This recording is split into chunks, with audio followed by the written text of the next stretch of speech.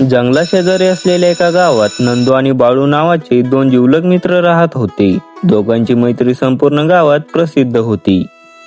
बाळू, आज आपण जंगलाच्या पलीकडे असलेल्या मोठ्या बाजारात जाणार आहोत. रस्ता खूप लांबचा आणि घनदाट जंगलातून जाणारा आहे. घाबरणार तर नाहीस ना? अरे नंदू, तू सोबत असताना मला कशाची भीती? आपण लहानपणापासून एकत्र आहोत.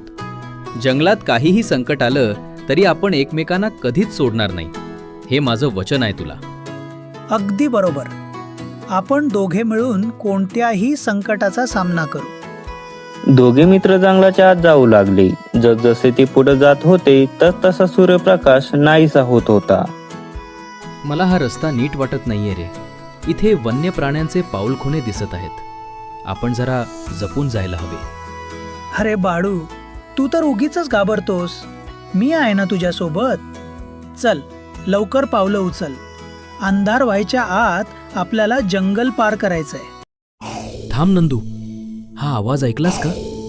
नंदू मागे पुढे न पाहता एका मोठ्या आणि उंच झाडावर अगदी माकडासारखा फांदीवर लपून बसतो. नंदू, अरे नंदू, मला झाडावर चढता येत नाही. प्लीज मला मदत कर. तुझा हात दे मला वर ओढायला. नंदू, मी खाली एकटाच आहे. बाळू, मी खाली आलो तर अस्वल मलाही मारेल.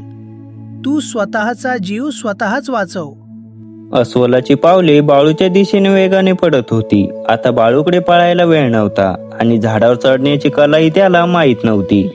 पण अशातच बाळूला एक जुनी गोष्ट आठवली की अस्वल कधी मेलेल्या प्राण्यांना किंवा माणसांना खात नाही. अस्वल बाळूच्या कानाजवळ आपले तोंड नेतो. तिथे काही सेकंद हुंकतो. बाळू अगदी मृतदेहासारखा पडून राहतो. अस्वलाला वाटले की हा माणूस मेला आहे आणि तो तेथून निघून जातो. अस्वल निघून गेल्याची खात्री झाल्यावर नंदू खाली उतरला. बाळू डोळे उघडतो आणि सुटकेचा श्वास घेतो. वाह बाळू, तू तर हुशार निघालास. पण एक सांग, ते अस्वल तुझ्या इतक्या जवळ आलं होतं, ते तुझ्या कानात काहीतरी कुजबुजत होतं. काय म्हणाला तो जंगलचा राजा तुझ्या कानात?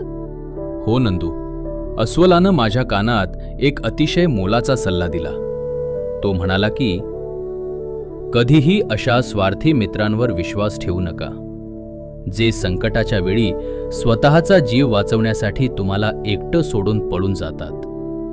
गोष्टीचा बोध, खरा मित्र तोच असतो जो संकटाच्या काळात आपली साथ सोडत नाही,